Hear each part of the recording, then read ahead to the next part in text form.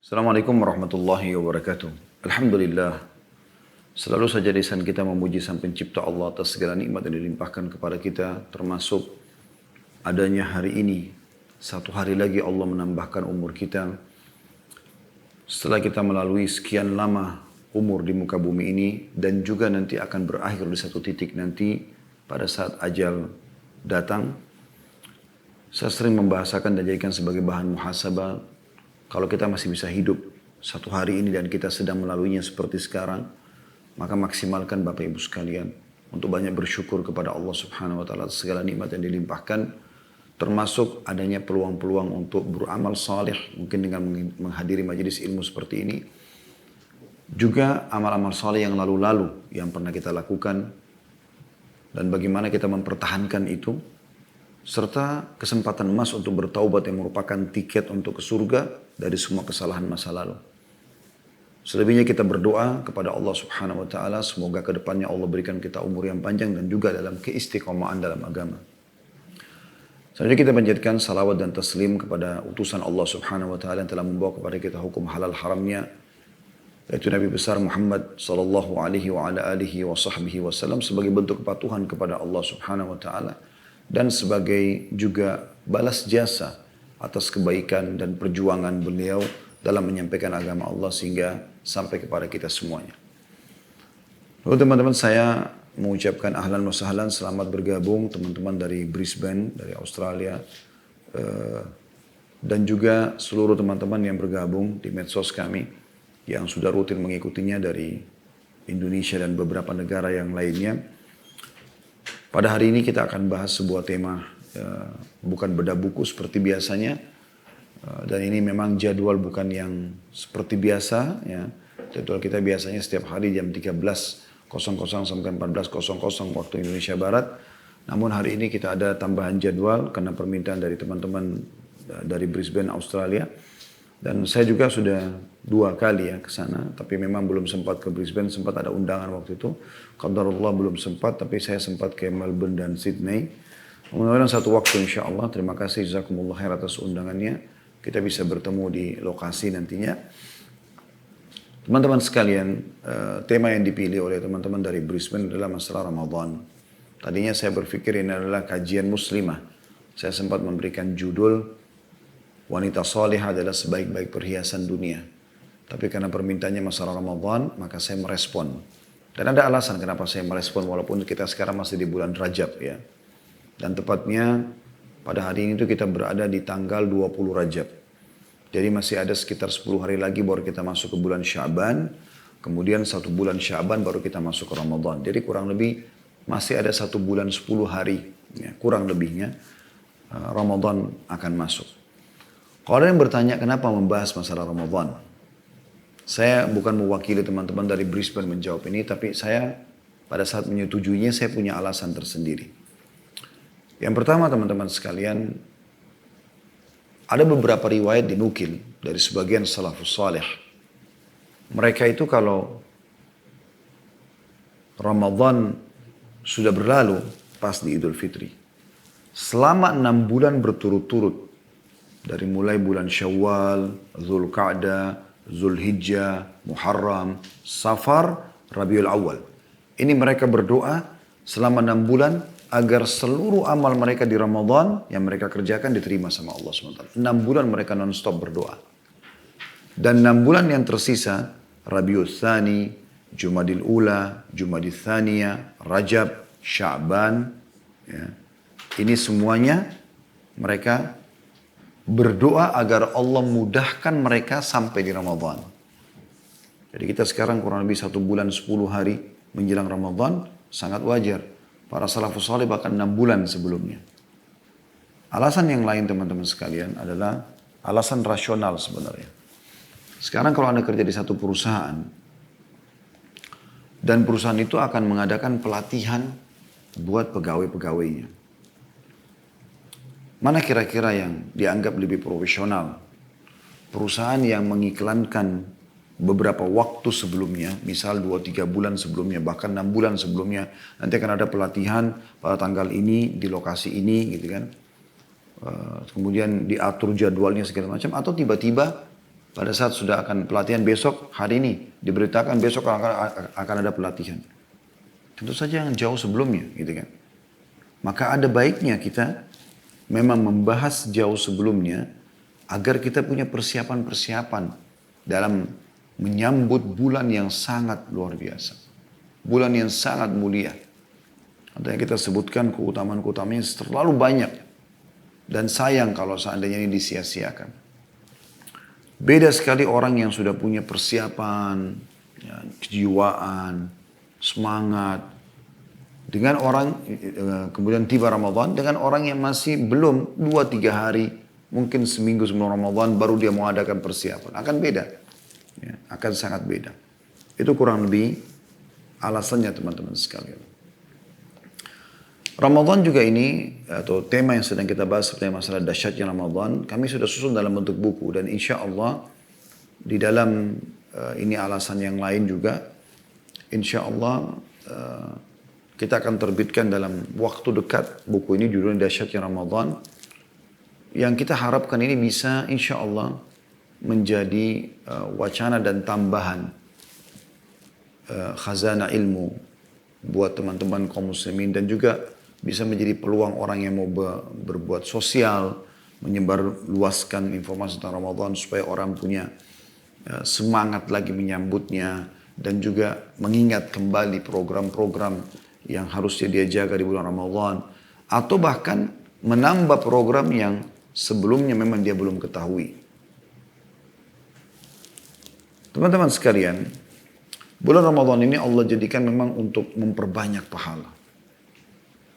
Dia seperti sebuah lembaga training. Anda mungkin pernah tahu dan tidak asing, kalau seandainya perusahaan ingin meningkatkan SDM, skill dari para pegawainya, maka mereka mengikutkan di lembaga-lembaga training. Khusus untuk peningkatan skill itu. Bahkan kadang-kadang untuk peningkatan satu skill saja. Itu mereka ikutkan pegawainya dengan bayar mahal. Misalnya memunculkan sifat jujur, ya, percaya diri, tanggung jawab, amanah, dan seterusnya. Saya tahu di Jakarta banyak lembaga begitu, bayar sekian juta buat pegawainya, ikut pelatihan beberapa hari, 2-3 hari, karena dianggap lembaga training itu bagus, trainernya juga bagus, diharapkan pegawainya outputnya juga akan bagus. Dan memang betul berefek itu dalam peningkatan kinerja dan produktivitas daripada pegawai tersebut. Dan ini teman-teman sekalian, mereka masuk ke situ karena tahu lembaga ini adalah lembaga yang berkualitas, intinya seperti itu. Ramadan, ya, kalau Anda belum fahami dan belum merenungi masalah ini, dia adalah lembaga training terbesar di dunia. Trainernya langsung Sang Pencipta Allah. Para pegawai, staf yang mengawasi langsung para malaikat. Tidak ada lembaga training yang sehebat Ramadan. Seluruh muslim, seluruh muka bumi ini, dimanapun Anda berada, di benua manapun, di Asia, di Australia, di Amerika, di Afrika, sama, selama dia muslim, apalagi dia sudah balik, mereka sama mengikuti peraturan-peraturan yang sama. Yaitu puasa di siang hari, sholat malam di malam harinya. Tentu selain mengerjakan sholat wajib 5 waktu. Dengan ditambah juga ibadah-ibadah yang lainnya. Dan setiap muslim pada saat itu bersaing satu sama yang lain, tanda kutip, dalam hal positif untuk lebih baik daripada yang lainnya. Baik untuk lebih baik dari diri dia sendiri yang selama ini mungkin kurang dalam membaca Al-Quran, berzikir, berdoa, bersedekah, dan seterusnya. Begitu juga dengan muslim-muslim yang lain, bersaing positif. Oh, teman saya membaca 1 juz Al-Quran sehari, saya juga harus 1 juz, atau saya harus 2 juz. Dia bersaing positif, dan ini boleh dalam Islam. Dengan tidak berharap teman kita itu gagal misalnya. Seperti bagaimana Umar bin Khattab radhiyallahu anhu pernah melihat atau mencari tahu kenapa Abu Bakar di siang hari tidak pulang ke rumahnya. Ditemukan ternyata Abu Bakar itu pergi ke rumah seorang ibu tua yang buta matanya di pinggir kota Madinah, dan beliau selalu tiap hari menyapu rumah ibu tersebut, mencucikan bajunya, menyiapkan makannya untuk seharian. Besok lagi beliau datang. Bertahun-tahun beliau kerjakan itu. Maka Umar pada saat tahu nangis, lalu mengatakan, dengan perbuatan seperti inilah wahai Abu Bakar engkau ya, mendahului kami. Amal soleh akan dilipat gandakan selama Ramadan teman-teman sekalian. Dan ini juga sebuah bonus khusus bagi umat Islam. Umat Muhammad SAW. Umur kita dibatasi oleh Allah Subhanahu Wa Taala. Sebagaimana sabda Nabi SAW dalam hadis yang masyhur. Ya, umur umatku hanya 60 sampai 70. Dan sedikit yang melampaui itu. Hadis sahih riwayat Al-Hakim dan nomor 427. Kata Nabi SAW, A'maru ummati ma baina 60 ila 70 wa aqalluhum man yajuzu dhalik. Jadi ini umur umumnya umat Muhammad SAW 60 sampai 70. Kalau ada lebih itu sudah bonus. Ada juga meninggal sebelumnya, tapi ini umumnya. Sementara umat-umat sebelum kita umurnya panjang. Anda bayangkan kalau umur kaumnya Nabi Nuh.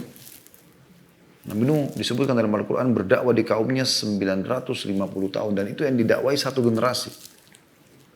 Sampai pernah Nabi Nuh AS melewatin seorang ibu lagi menangisi anaknya meninggal di umur 60 tahun.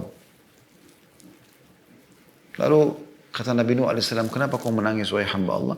Kata ibu yang mukminah itu, wahai Nabi Allah, dia meninggal masih kecil, 60 tahun dia bilang masih kecil. Dia belum melalui umurnya yang panjang seperti umumnya orang-orang. Maka kata Nabi Nuh AS, jangan kau tangisi anakmu. Karena akan datang nanti di akhir zaman. Kita yang disinggung oleh Nabi Nuh AS. Umat manusia seperti kita, yang umur anakmu ini termasuk umur sudah tua bagi mereka. 60 tahun. Kalau umur umat Nabi Nuh ada yang sampai 1000. 900, 1100 tahun. Umur mereka sangat luar biasa. Ya, Nabi Nuh dakwai satu kaum itu. Ya. Satu generasi. Artinya kalau mereka beramal, ya teman-teman sekalian, selama 100, anggaplah 500 tahun dia beramal. Bagaimana caranya kita mengejar mereka? Sementara kita tahu umat Muhammad SAW adalah umat yang terbaik. Kata Nabi SAW, surga diharamkan untuk nabi-nabi sebelum aku masuk dan terharamkan sebelum umatku masuk. Kita dahulu menjadi ahli surga. Bahkan kata Nabi SAW, demi zat yang jiwaku dalam genggaman, maksudnya demi Allah, kalau kalian akan menjadi setengah penghuni surga. Kita ini banyak. Bagaimana mempertemukan antara umur yang pendek dengan penghuni surga yang terbanyak? Dengan umat yang paling afdal. Sampai kata Nabi SAW, tidak ada satupun umat sebelum kalian kecuali berharap menjadi kalian. Nah, jawabannya sederhana. Allah Subhanahu Wa Taala memberikan atau mengaruniakan umat ini beberapa tempat, ya, waktu yang bisa mereka lipat gandakan amal soleh. Adanya Masjidil Haram dengan 100.000 pahala, ada yang Masjid Nabawi dengan 1000 pahala, gitu kan? Kalau Anda bilang kan Masjid Haram sudah ada dari zaman Nabi Ibrahim AS, Masjid Nabawi belum ada, 1000 pahala. Itu ada setelah Nabi SAW datang, gitu kan? Dan berlaku hanya untuk umat Islam. Kalau orang kafir sholat itu tidak ada. Tidak dapat pahala mereka. Jadi ada pelipat gandaan waktu, tempat. Waktu juga begitu. Di antaranya adalah Ramadan ini. Oleh karena itu setiap muslim memang harus betul-betul ya, fokus ya, dengan seluruh potensi dia untuk bisa menyambut Ramadan. Ramadan memiliki banyak kemuliaan teman-teman sekalian. Kita akan coba rangkumkan dalam beberapa poin. Yang pertama, dia adalah bulan turunnya Al-Quran. Al-Quran adalah pedoman kaum muslimin. Dia bukan karangan seorang profesor, bukan seseorang yang penulis yang handal sehingga bukunya menjadi bestseller. Bukan. Al-Quran adalah kalamullah, perkataan Allah. Siapa Allah? Pencipta langit dan bumi. Allah pilih khusus Ramadan diturunkan pada saat itu. Itu Allah sebutkan dalam Al-Quran. Dalam surah Al-Baqarah yang sudah masyhur. Ayat ini sering diulangi oleh para dai-dai kita di mimbar-mimbar di hari di bulan Ramadan atau di luar Ramadan ya, atau menjelang Ramadan tepatnya ya. Biasa dibahas masalah itu. Ayat 185 Anda bisa buka aplikasi Al-Quran di handphone Anda masing-masing yang bunyinya A'udzu billahi minasyaitonir rajim. Syahrul Ramadan alladzi unzila fihil Qur'anu hudan lin-nasi wa bayyinatin minal huda wal furqan. Al-ayah artinya bulan Ramadan adalah bulan yang di dalamnya diturunkan Al-Quran. Dipilih khusus oleh Allah untuk turunkan kitabnya. Sebagai petunjuk bagi manusia. Dan penjelas, ya, atau penjelasan mengenai petunjuk itu dan pembeda antara yang benar dan yang batil atau yang salah. Juga disebutkan kalau Nabi SAW lebih gencar mempelajari Al-Quran di Ramadan melalui Jibril alaihissalam. Dinukil dari Ibnu Abbas radhiyallahu anhuma dalam sebuah riwayat yang sahih, riwayat Bukhari nomor 6 ya. Karena Rasulullah SAW ajwadan nasi wa kana ajwadu ma yakunu fi Ramadan hina yalqahu Jibril wa kana yalqahu fi kulli lailatin Ramadan fayudarisuhul Quran. Fala Rasulullah SAW ajwadu bil khairi min rihil mursala. Artinya Rasulullah SAW adalah manusia yang paling dermawan, terutama di bulan Ramadan. Jadi Ramadan berarti ada nilai plusnya. Kenapa Nabi SAW lebih dermawan di Ramadan? Lebih banyak bersedekah. Ketika Jibril alaihissalam datang menemuinya pada setiap malam dari malam-malam Ramadan, di mana Jibril mengajarkan Al-Quran kepada Nabi SAW. Sungguh Rasulullah SAW adalah orang yang paling dermawan, mengalahkan hembusan air, mengalahkan hembusan angin. Atau lebih dermawan daripada hembusan angin. Jadi lebih cepat maksudnya dalam bersedekah. Ya. Oleh karena itu teman-teman sekalian, Ramadan kita jadikan momentum yang paling tepat untuk lebih banyak mengenal Al-Quran. Kurang lebih ada 4 hal yang harus Anda perhatikan dalam Al-Quran. Yang pertama adalah membacanya. Di sini Anda ngerti artinya atau tidak ngerti artinya, baca. Yang penting bacaannya benar. Kenali huruf-huruf hijaiyah. Dan sebutkan dengan sebutan yang benar. Bedakan mana tha, mana sin, mana zal, mana zai, mana shin, mana dha. Beda semua. Tha wa ala thalatha. Tha. Zalika, zal. Zulzila, zai. Sin sama shin, idha syamsu. Syamsu. Shin sama sin. Bedakan dengan dha, zalimin, zalimin. Harusnya dibedakan. Bedakan mana alif, mana ain. Karena akan berubah makna. Alhamdulillahi rabbil alamin. Beda dengan alamin. Bedakan antara ta sama ta. Ya. Ini harus dibedakan semua. Anda belajar. Yang penting sebutannya benar. Maka insya Allah Anda akan dapatkan apa yang dijanjikan oleh Nabi SAW. Kita renungi hadis-hadis ini. Yang pertama hadis riwayat Muslim nomor 804. Kata Nabi SAW, Iqra'ul Qur'ana fa'innahu ya'ti yawmal qiyamati syafi'an li ashabihi. Selalulah baca Quran. Ngerti atau nggak ngerti, yang penting bacanya benar. Itu hak pertama Al-Quran. Ya. Kalau orang harus mengerti semua isinya baru kemudian baca, maka orang mungkin tidak ada yang baca Al-Quran. Kecuali orang-orang Arab yang mengerti bahasa Arab. Tapi ini yang pertama, membacanya. Dan ini dianjurkan mulai dari Al-Fatihah surah nomor pertama, Al-Baqarah surah nomor 2, Al-Imran surah nomor 3, An-Nisa surah nomor 4, Al-Ma'idah surah nomor 5, Al-An'am surah nomor 6, terus begitu. Al-Anfal, terus sampai An-Nas, surah nomor 114. Anda baca, mengkhatam, ulangi lagi, mengkhatam, ulang lagi. Kata Nabi SAW, baca Al-Quran itu karena dia akan menjadi penolong bagi pembacanya pada hari kiamat. Kalau Anda suka baca, Anda diperumpamakan oleh Nabi SAW, orang mukmin yang suka baca dan dia mahir dalam membaca, benar tadi bacaannya, diperumpamakan dengan utrujah. Itu istilah atau nama buah, baunya wangi, rasanya manis. Kata Nabi SAW, Al-mu'minu alladhi yaqra'ul Qur'ana wa ya'malu bihi kal utrujah. Orang mukmin yang baca Quran dan mengamalkan isinya, maka dia seperti buah utrujah. Ta'muha tayyibun wa rihuha tayyib. Rasanya enak, ya, dan baunya wangi. Wal mu'minu alladhi la yaqra'ul Qur'an wa ya'malu bihi katamra. Orang mukmin yang tidak baca Quran, tapi dia mengamalkan isinya. Seperti banyak umat Islam, dia sholat, dia puasa, tapi dia tidak membaca Al-Quran. Katamra, seperti kurma. Ta'muha tayyib wa la rihalha. Rasanya manis, tapi nggak ada bau wanginya. Kurma biar kita cium-cium nggak ada bau. Ya. Tapi rasanya manis. Kemudian Nabi SAW juga bersabda, Al-mahiru bil Qur'ani ma'as safaratil kiramil barara. Orang yang mahir dalam membaca Al-Quran, maka dia akan bersama dengan para malaikat. Walladhi yaqra'ul Qur'ana wa yatata'ta'u fihi wa huwa alaihi syakkun lahu ajran. Dan orang yang membaca Al-Quran sementara dia terbata-bata dalam membacanya, kesulitan dalam membacanya, maka dia akan mendapatkan 2 pahala. Maksudnya didobelkan pahala dia. Hadis sahih riwayat Muslim nomor 798. Oleh karena itu, dari hadis-hadis ini kita bisa lihat bagaimana keutamaan membaca Quran. Tentu keutamanya sangat banyak, tapi ini diantaranya. Dan Ramadan bulan yang paling tepat untuk membaca Al-Quran. Sampai dikatakan para sahabat ridwanullahi alaihim kalau tiba Ramadan, cuma 2 dari lisan mereka. Al-Quran atau perkataan yang baik. Udah gak ada lagi omong kosong. Tapi Al-Quran ini luar biasa. Bahkan diantara mereka ada yang mengkhatam Al-Quran setiap malam. Setiap malam khatam Al-Quran 1 kali. Ada yang 3 hari. Al-Quran terus. Tidak pernah mereka tinggalkan. Itu di Ramadan. Maka mulai sekarang persiapkan diri Anda. Supaya nanti Ramadan Anda sudah terbiasa membaca Al-Quran. Mulai baca.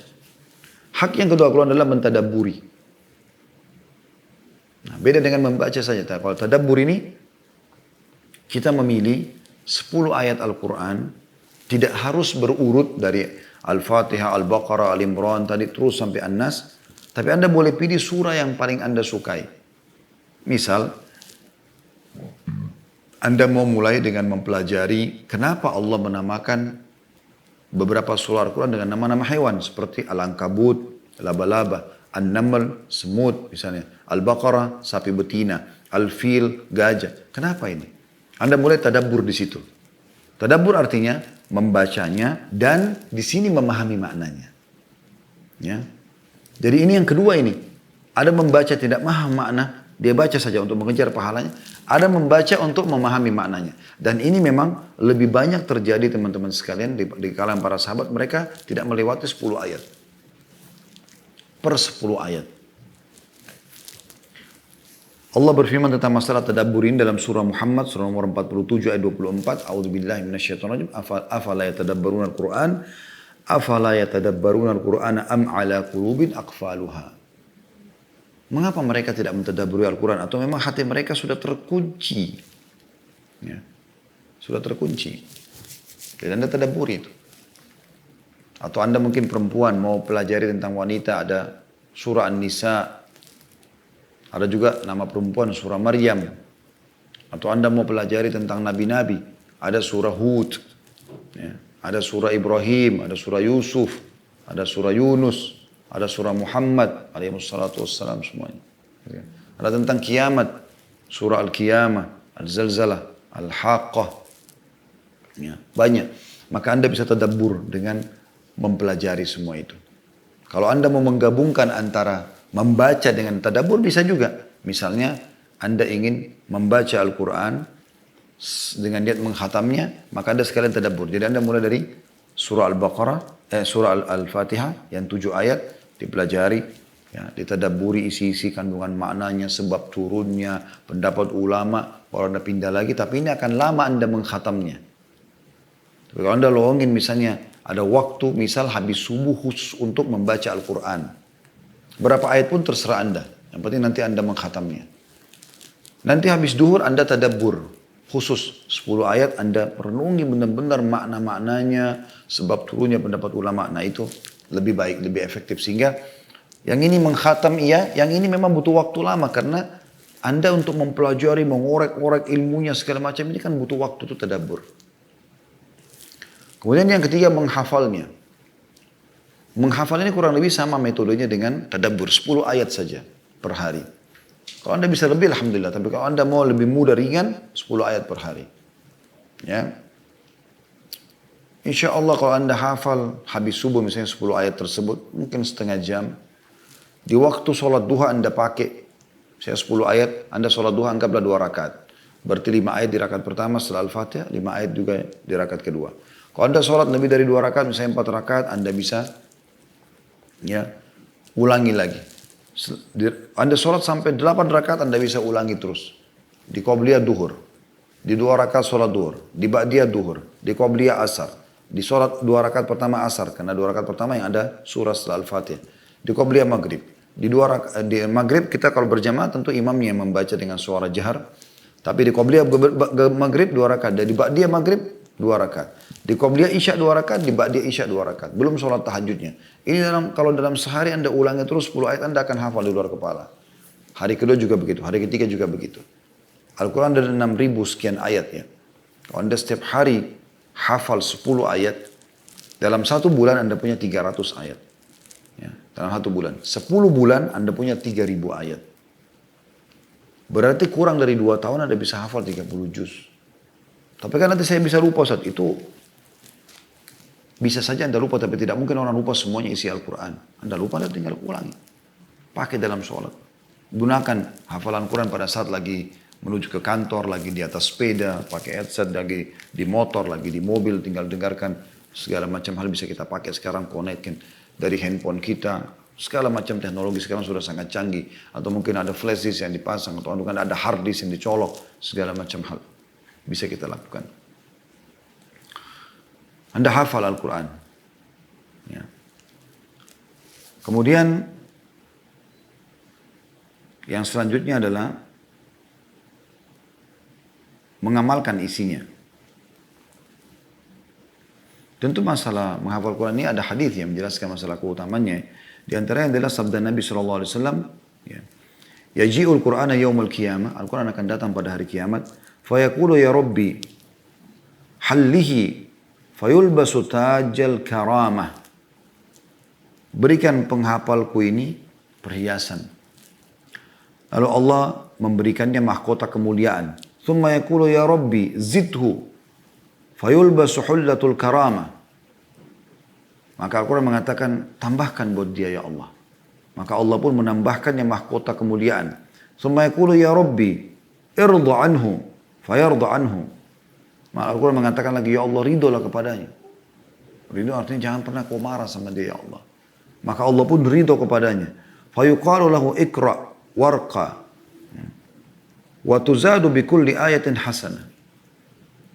Maka dikatakan kepadanya, bacalah ayat hafalanmu, bacaanmu. Setiap 1 ayat 1 derajat di surga. Dan setiap 1 ayat ditambahkan 1 pahala lagi. Dan ini dinukil hadisnya oleh Tirmidzi nomor 3164. Hak yang keempat adalah Anda mengamalkan isinya. Dan ini sudah umum. Kita memang diwajibkan untuk mengamalkan isi Al-Quran. Ya. Isi Al-Quran. Karena memang diturunkan untuk diamalkan isinya. Dan itu semua Ramadan adalah bulan Al-Quran. Maka kesempatan untuk lebih mendekatkan diri kepada Al-Quran di bulan Ramadan. Yang kedua, bulan pengampunan. Ya, asal Anda memenuhi syaratnya ya. Dan ini memang juga butuh persiapan. Maka alangkah baiknya memang kita bahas jauh sebelumnya. Yaitu sabda Nabi SAW, hadis yang masyhur ya. Hadis ini selalu masyhur, selalu disampaikan umumnya oleh para ulama kita. Hadis riwayat Ahmad nomor 2016. Maaf, hadis riwayat Bukhari ini. Hadis riwayat Bukhari nomor 38 dan Muslim nomor 760. Kata Nabi SAW, man shama Ramadhana imanan wa ihtisaba ghufira lahu ma taqaddama min dhanbi. Barang siapa yang berpuasa Ramadan karena keimanan, yakin ini perintah Allah, wa ihtisab dan mengharapkan pahalanya. Nah, ini butuh persiapan ini. Supaya kita menyadari tentang pentingnya itu. Maka akan dibersihkan dosa-dosanya di masa lalu. Bagaimana orang beriman tidak berharap sampai di Ramadan teman-teman sekalian. Dan bagaimana kita tidak mengatakan Ramadan dahsyat.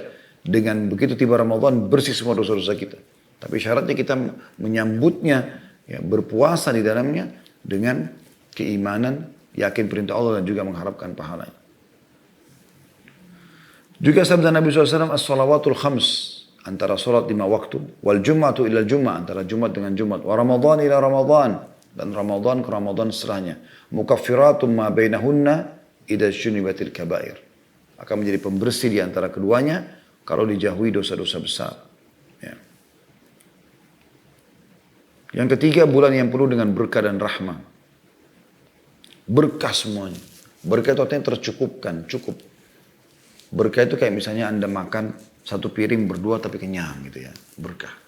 Itu keberkahan yang luar biasa yang dikejar. Dan kasih sayangnya Allah SWT turun di bulan Ramadan. Sebagaimana sabda Nabi SAW, "Qad ja'akum syahru Ramadhan syahrul mubarak." Kalau mau tiba Ramadan, Nabi SAW ingatkan para sahabat. Telah datang kepada kalian bulan Ramadan, bulan yang penuh dengan berkah. Iftaradallahu alaikum siyamah. Allah telah mewajibkan kalian melaksanakan puasa di dalamnya. Fihi yuftahu abwabul jannah. Pada saat itu dibuka semua pintu-pintu surga. Wa yughlaqu fihi abwabul jahim, ditutup semua pintu neraka. Surga ada 8 pintu, neraka ada 7 pintu. Wa tagullu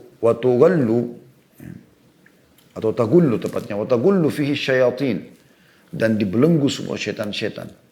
Dalam riwayat lain mararatus syayatin atau mararatul jin.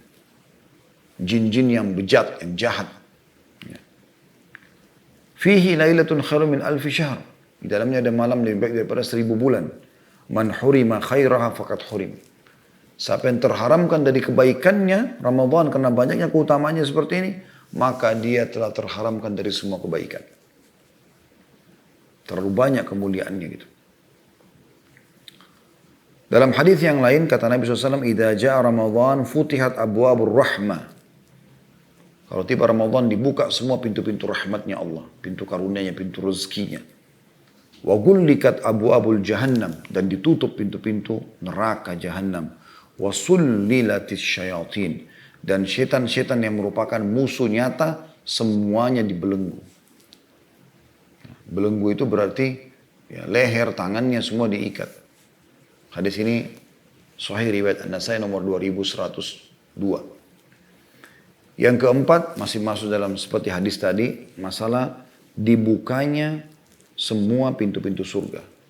Tadi sudah disebutkan sebenarnya, tapi kita poinkan sendiri. Ditutup semua pintu neraka. Artinya dibuka pendaftaran ke surga.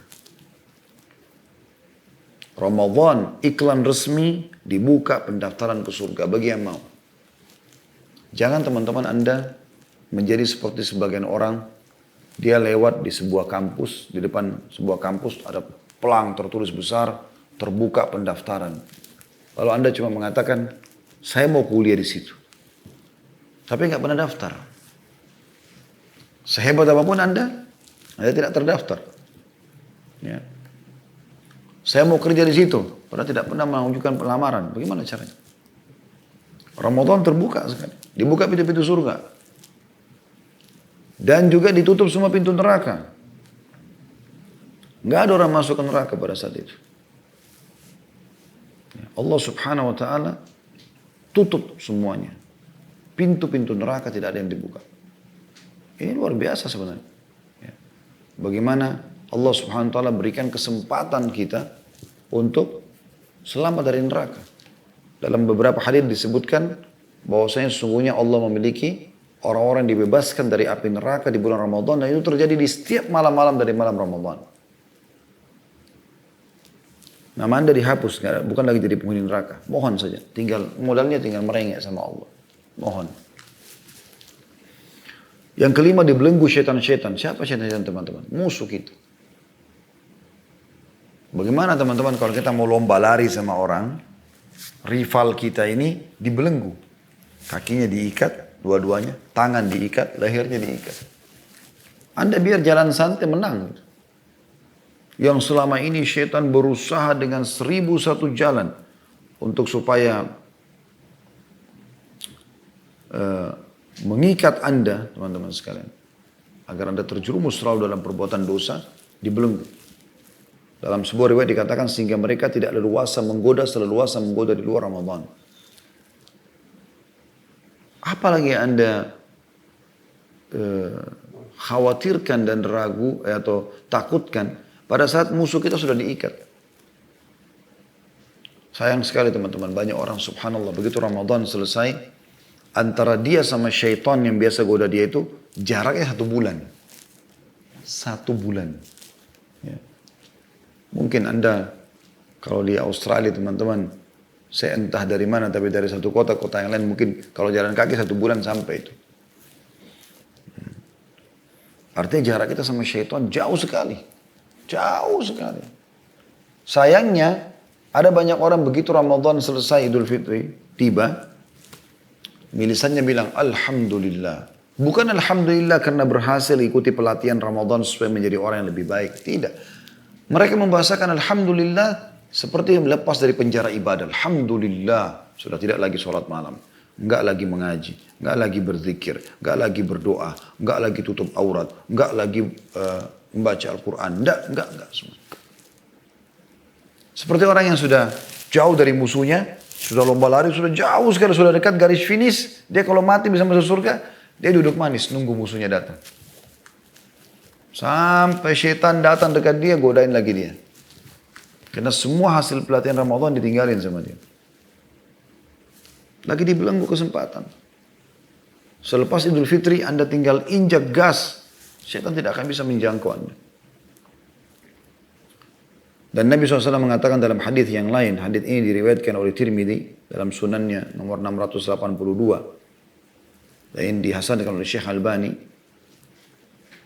Kata Nabi SAW, "Idza kana awwalu lailatin min syahr Ramadan", pada saat tiba malam pertama dari bulan Ramadan, "suffidatis syayatin wa maradatul jin", maka semua syaitan-syaitan yang dan jin-jin yang jahat, kelas kakapnya, yang menggoda manusia, semuanya dibelenggu.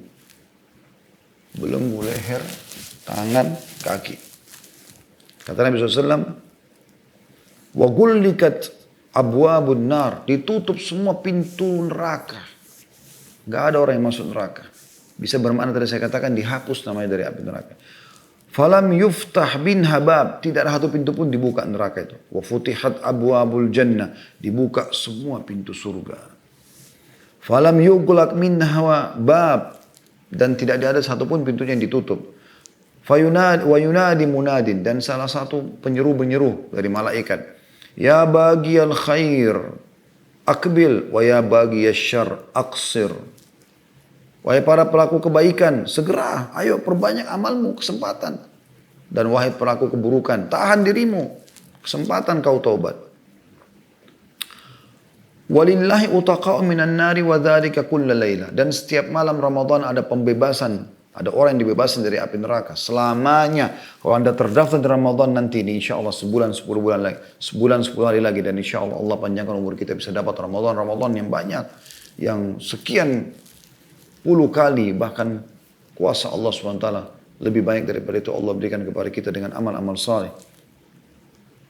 Maka pada saat itu Anda kalau berhasil merengek sama Allah, mohon sama Allah dibebaskan, ya Allah a'tik riqabana wa riqaba aba'ina minan nar. Anda kalau sering dengar doa ini, kadang-kadang di kunut disampaikan oleh imam-imam haram, ya Allah hapus, ya bebaskan diri kami dan keluarga orang tua kami dari api neraka. Maka Anda selamanya insya Allah tidak akan terjerumus lagi. Semoga dengan izin Allah SWT. Itu terjadi setiap malamnya. Yang keenam, diterima doa-doa yang dipanjatkan. Diterima doa-doa yang dipanjatkan. Ya. Dan mustajab. Selama Anda memenuhi syaratnya untuk keikhlasan. Ya. Anda tidak meminta yang haram. Tidak ada makanan dan minuman yang haram. Ya. Ada syarat-syarat yang Anda bisa nonton ceramah kami di playlist YouTube insya Allah. Tentang dahsyatnya doa. Ada sudah saya sebutkan syarat-syarat di situ.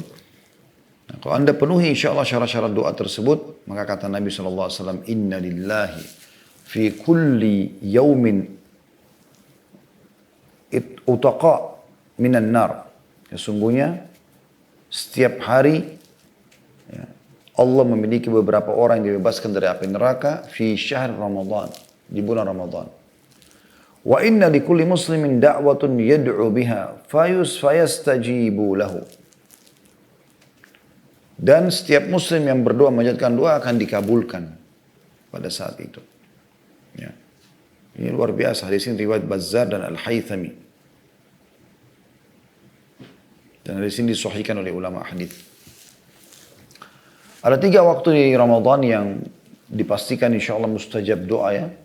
Yang pertama itu pada saat sahur, karena ini adalah masuk di sepertiga malam terakhir ya. Umumnya Anda kan kalau makan sahur sejam sebelum subuh, ini masuk dalam umumnya hadis ya, yang sudah masyhur, hadis Bukhari Muslim, yang kata Nabi SAW, Yanzilu Rabbuna tabaraka wa ta'ala kulla laylatin ila sama'id dunya. Setiap malam, ya, Tuhan yang maha berkah dan maha tinggi, Allah subhanahu wa ta'ala, Tuhan kita turun ke langit bumi. Hina yabqa thuluthul laylil akhir. Pada saat tertinggal sepertiga malam. Yaqulu man yad'uni fa'astajib lah. Maka dia pun berkata, siapa yang berdoa kepada aku memohon, maka aku akan berikan. Wa man yas'aluni fa'utiyah, siapa yang meminta maka aku beri. Wa man yastaghfiruni fa'aghfirlah, dan siapa yang memohon ampun aku maafkan. Dan itu di waktu sahur. Sepertiga malam itu. Yang kedua pada saat berbuka, pada saat berpuasa sendiri, mulai dari sahur sampai mulai dari tahan diri, mulai azan subuh sampai azan maghrib. Ini juga waktu mustajab. Kata Nabi SAW dalam hadis, "Thalathatun la turaddu da'watuhum as-sa'imu hatta yuftir." 3 orang tidak akan ditolak doanya. Yang pertama adalah orang puasa sampai dia berbuka puasa. Wal imamul adil, dan pemimpin yang adil. Dan yang ketiga, wada'watul mazlum, doanya orang yang terzalim. Hadis riwayat Ahmad nomor 305. Dan pada saat berbuka sendiri. Jadi tadi sahur atau sepanjang puasa atau pada saat berbuka. Gitu kan. Karena kata Nabi SAW dalam hadis, was-sa'imu hina yuftir. Dan termasuk doa yang tidak ditolak adalah orang yang puasa pada saat ia berbuka puasa. Hadis riwayat Tirmidzi nomor 2526. Jadi itu ada waktu mustajab doa. Yang ketujuh teman-teman sekalian, Anda bisa dapatkan di Ramadan nanti, yang sebentar lagi insya Allah kita akan sambut, adalah peningkatan SDM Muslim. Sumber daya manusia. Bagaimana kualitas mereka meningkat. Banyak sekali Muslim sebelum Ramadan, mereka mungkin sholatnya masih bolong-bolong. Tiba Ramadan mereka perbaikin. Banyak sekali Muslim yang tadinya belum pernah puasa sepanjang tahun, mereka Ramadan berpuasa. Banyak yang belum pernah ngaji baca Quran, mereka sepanjang tahun mereka baca di Ramadan. Mungkin belum pernah zikir, mereka berzikir. Mungkin belum pernah berdoa, mereka berdoa. Mungkin belum pernah bersedekah, mereka bersedekah. Banyak sekali yang bisa dilakukan. Dan dengan sendirinya Ramadan itu memang akan menjadi pemicu agar seseorang Muslim meningkatkan kualitasnya, karena terlalu banyak motivasi dalam mengerjakan kebaikan-kebaikan di Ramadan itu. Ya. Anda juga bisa di 10 tahun Ramadan i'tikaf, mengikat diri di masjid. Perintah dalam syariat, nggak keluar. Dari mulai 10 terakhir Ramadan sampai sholat Idul Fitri. Anda mau keluar di malam Lebaran juga boleh, tapi yang saya pernah baca malah sampai selepas sholat Idul Fitri baru keluar. Nabi SAW melakukannya 10 hari berturut-turut. Dan beliau melakukan 20 malam, 20 hari di tahun yang beliau meninggal dunia. Sebagaimana dinukil dalam beberapa riwayat tentunya. Kemudian yang ke-8 teman-teman sekalian, ya, selain peningkatan skill tadi itu, kesempatan Anda menjadi orang yang lebih baik dari bulan Ramadan ya. Yang ke-8, upayakan umroh di bulan Ramadan. Ibadah umroh umumnya pahalanya besar. Ya. Bahkan menjadi penyebab sumber kekayaan dan menghilangkan kemiskinan. Juga kesusahan hidup. Sebagaimana sabda Nabi SAW, tabi'u bainal haji wal umrah. Rutinitaskan umrah dan haji itu. Fa'innahuma yanfiyanil faqra wal dhunub.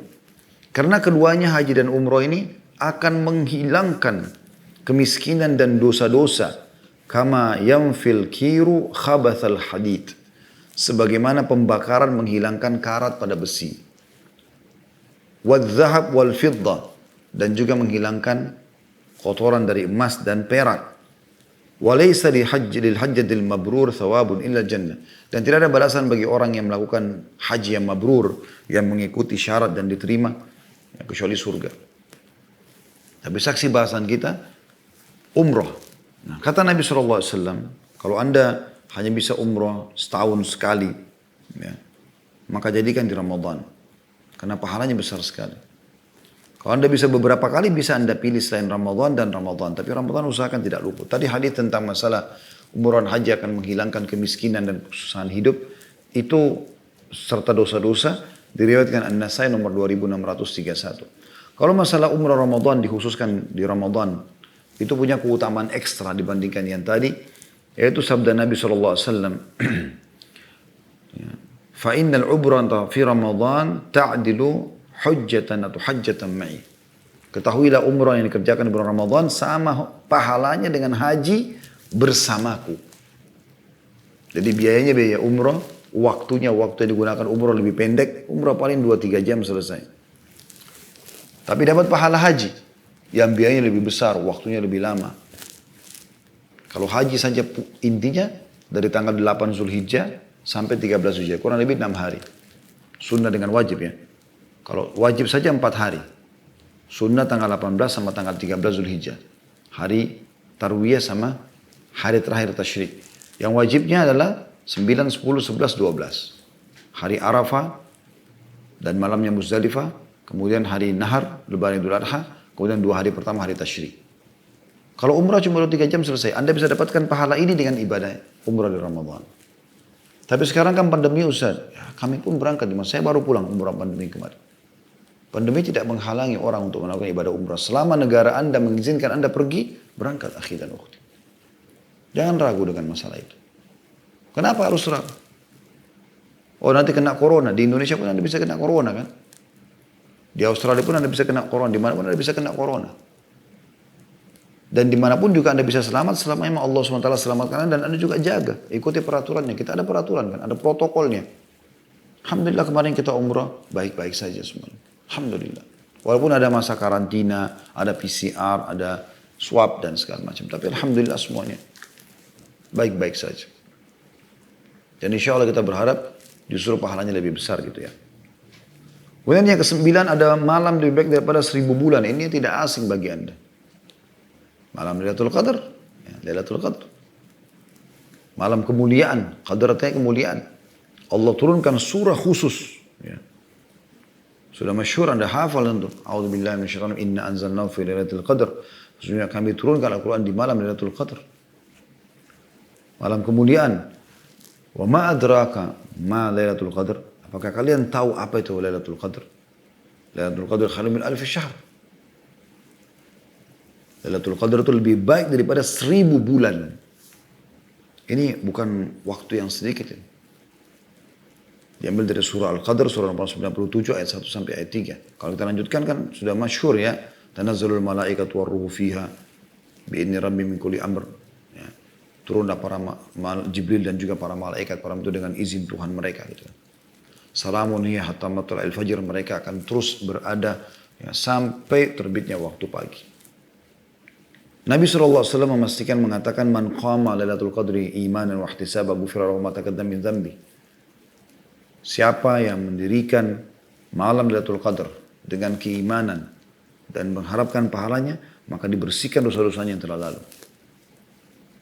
Tentu setiap malam Ramadan kita dianjurkan untuk sholat malam, sholat tarawih. Nabi SAW memerintahkan, walaupun beliau cuma kerjakan berjamaah 1 hari saja bersama para sahabat. Selebihnya beliau memerintahkan sahabat untuk sholat sendiri-sendiri, gitu kan. Di zaman Umar bin Khattab baru mereka disatukan berjamaah, gitu kan.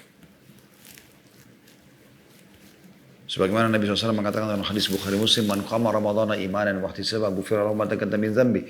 Siapa yang mengerjakan sholat malamnya Ramadan karena keimanan dan mengharapkan pahala, dibersihkan dosa-dosa yang telah lalu. Tapi Lailatul Qadar punya ekstra tersendiri. Dan ini 1000 bulan ini sama dengan 83 tahun. 83 plus 4 bulan. 83 tahun plus 4 bulan. Lamanya. Artinya kalau Anda baca subhanallah pas Lailatul Qadar, sama dengan pahala yang mengucapkan subhanallah 1000 bulan atau 83 tahun plus 4 bulan. Mungkin umur Anda tidak sampai 83 tahun. Tapi Anda bisa dapatkan di malam itu. Malam itu malam begadang, malam ibadah kepada Allah Subhanahu Wa Taala. Disuruh kita begadang pada saat itu. Itu luar biasa kesempatannya. Jangan sia-siakan. Ya. Ini pelipatan ganda amal yang luar biasa. Luar biasa gitu. Ya. Maka kita dianjurkan untuk ya, memperbanyak ibadah. Baca 1 huruf Al-Quran pun Di hari biasa cuma 10 pahala, ini bisa sampai pahalanya sama dengan mengucapkan selama 1000 bulan. Sedekah 1000 rupiah, mungkin $1 kalau Anda di Australia. Sama dengan Anda bersedekah sejumlah itu selama 1000 bulan. Itu kan luar biasa, jangan disia-siakan. Dimanapun Anda berada. Kemudian juga yang ke-11 atau yang ke-10 teman-teman, bulan pelipat gandaan pahala amal. Kalau tadi kan Lailatul Qadar itu cuma 1 malam, tapi secara umum Ramadan bisa melipat gandakan pahala amal. Maksudnya begini, jadi saya jelaskan di tulisan kami, kalau Anda mau lipat gandakan pahala di bulan Ramadan, bisa dengan ibadah yang sedang Anda diperintahkan, seperti puasa misalnya. Kan perintah puasa kan ada, dan wajib bagi kita. Baik, teman-teman saya tanya, kalau seandainya Anda puasa Ramadan selama sebulan, dapat misalnya 30 hari. Anda dapat pahala 30 hari puasa. 30 hari puasa. Mau nggak Anda mendapatkan 300 pahala puasa? Anda kan tadi 30. Anda mau dapat nggak 10 kali lipat? Anda mau nggak 3.000 pahala puasa? 300.000 pahala puasa. Bahkan 3 juta pahala puasa. Atau mungkin lebih daripada itu. Saya kan Anda jawab iya. Tentu saja mau. Lalu bagaimana caranya? Sederhana. Sederhana. Tidak menambah hari puasa Anda. Renungi sabda Nabi SAW. Man fattara sa'iman. Siapa yang membuka puasakan orang yang puasa. Kana lahu mithl ajri sa'imin goreng yangkus min ajri sa'imin syai'a. Dia akan dapat pahala orang yang dia buka puasakan itu. Tanpa dikurangi sedikit pun dari pahala orang itu. Jadi Anda misalnya puasa 30 hari. Tapi Anda sebagai istri di rumah Anda siapkan buka puasa buat suami Anda, buat anak Anda. Anggaplah 10 orang anggota keluarga di rumah. Atau 9 orang sama Anda 10. Berarti Anda dapat hari itu 1 pahala. Dengan 9 orang yang lain Anda dapat 10 pahala. Kali 1 bulan berarti Anda dapat 300 pahala. Suami yang mengeluarkan nafkah juga dapat yang sama. Anda tidak punya harta, tidak punya yang lain, Anda bisa berbagi. Datang ke komunitas muslim, ke masjid. Ya. Ini sekaligus teman-teman di Indonesia bersyukur kepada Allah SWT. Teman-teman mungkin di Australia bisa merasakan masalah itu berbeda dengan kita. Kita di setiap, apalagi kalau di Jabodetabek, hampir setiap gang ada masjid. Ramadan semuanya meramaikan. Semuanya ada iftar, buka puasa di situ. Ya. Mudah-mudahan nanti Ramadan ini sudah tidak ada halangan kayak tahun lalu. Tapi sebelum-sebelumnya kita bisa lihat bagaimana luar biasa orang buka puasa. Ribuan orang buka puasa. Kita bisa berbagi air mineral. Anda pun tidak punya duit, datang bantu marbot masjid nata. Nata saja, nata kurma, nata air mineral. Anda bisa dapat pahala orang. Bayangkan berapa banyak orang Anda bisa dapatkan pahalanya. Ya. Kemudian juga yang ke-11 Anda bisa, atau kita bisa katakan bulan pengaturan waktu. Bagaimana kita dilatih di Ramadan ini agar ya, komitmen, agar kita lebih disiplin dengan waktu. Ya. Adanya waktu sahur, adanya waktu berhenti untuk sahur. Ya. Kita dianjurkan untuk lebih on time sholat, adanya waktu buka puasa. Bahkan Nabi SAW, karena pentingnya masalah waktu, Nabi SAW mengatakan, satu kaum atau seseorang tetap dalam keberkahan dan keselamatan, kesehatan bagi dia selama dia menerlambatkan sahurnya, ada pengaturan waktu. Lebih dekat dengan azan subuh. Dan menyegerakan buka puasanya. Begitu azan dia buka puasa. Pengaturan disiplin waktu di sini ada. Ya. Pengaturan jadwal ibadah. Ya, saya harus baca Quran, saya harus dengan majelis ilmu, saya harus bekerja. Terus kemudian juga pengontrolan diri dari hal-hal yang diharamkan dalam agama. Ya. Poin ke-12-nya bulan yang meredam syahwat yang haram. Suami istri aja halal, kita dilarang. Di siang hari Ramadan. Di malam hari boleh. Apalagi dengan pasangan yang tidak halal. Tidak boleh sama sekali. Dan siang hari, bukan siang hari ataupun malam hari. Dan Ramadan mengajar kita untuk itu. Kita sayangkan banyak anak-anak muda kita cuma mengatakan, ini Ramadan nih, kita berhenti dulu pacaran. Tapi setelah Ramadan mereka kembali lagi dalam kemaksiatan. Tidak. Ini harus dijadikan sebagai pelajaran. Sayang, dilatih sebulan penuh untuk tidak melakukan pelanggaran, maka harus dijaga. Ya. Maka harus hati-hati sekali. Nah, bulan Ramadan itu adalah hal yang bulan bagaimana kita meredam syahwat kita. Tidak melampiaskannya kecuali pada yang halal. Begitu juga dengan hal-hal yang lain seperti misalnya pertengkaran, pelanggaran-pelanggaran agama, akhlak-akhlak yang buruk, kita disuruh tinggalkan semua di bulan Ramadan. Ya. Anda bisa renungi hadis Nabi SAW yang berbunyi, "Idza asba ahadukum yawman sa'iman fala yarfuth wala yajhal fa in imru'un syatamahu aw qatalahu falyaqul inni sha'im." Barang siapa di antara kalian yang tiba di pagi hari dalam keadaan berpuasa, maka jangan dia berkata jorok, jangan dia bersikap bodoh. Ya. Kalaupun ada orang yang mengajaknya bertengkar, maka dia seharusnya mengatakan, aku sedang puasa, aku sedang puasa. Maksudnya sedang mengikuti program pelatihan puasa, tidak akan mungkin lagi ya, melakukan hal-hal yang buruk. Ya. Yang ke-13, bulan untuk meredam emosi. Ya. Ini tadi, yang tadi dalilnya tadi yang sudah kita bacakan hadis itu. Bagaimana kalau orang ajak bertengkar? Enggak, saya lagi puasa. Tinggalkan saja. Jadi puasa itu karena juga sedikitnya makanan dan minuman yang dikonsumsi membuat kita juga bisa meredam emosi. Ya. Karena kadang-kadang penyebabnya dari situ juga.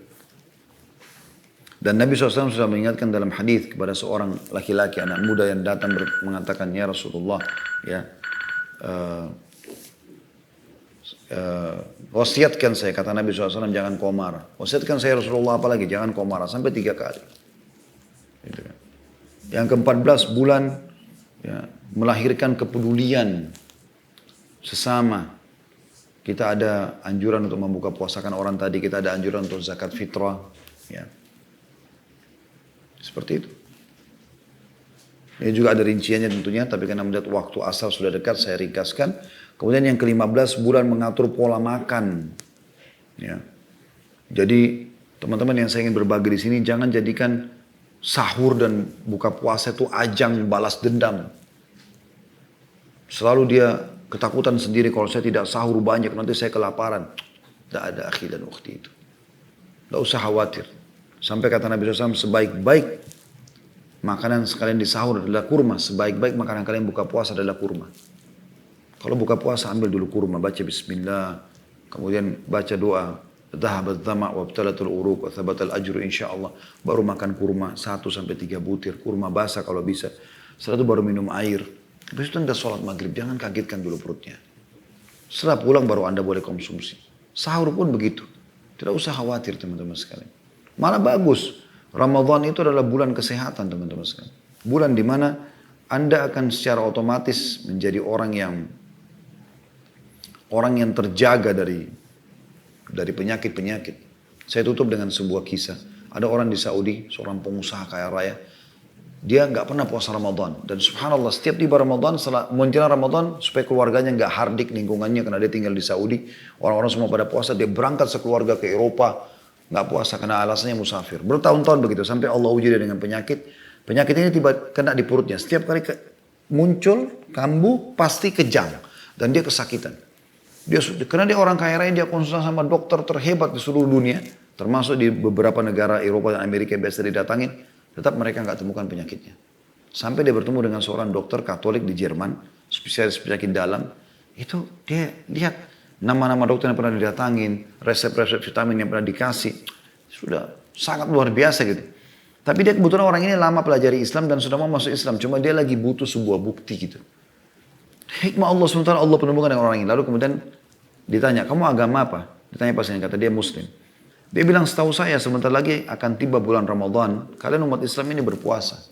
Coba kau berhentikan semua obat-obat ini, kamu terapi sebulan puasa. Habis itu kamu datang kepada saya. Tiba-tiba orang itu tersentuh. Dia berpikir memang dia sudah lama tinggal Ramadan, tapi ini dokter kena Nasrani, nggak tahu.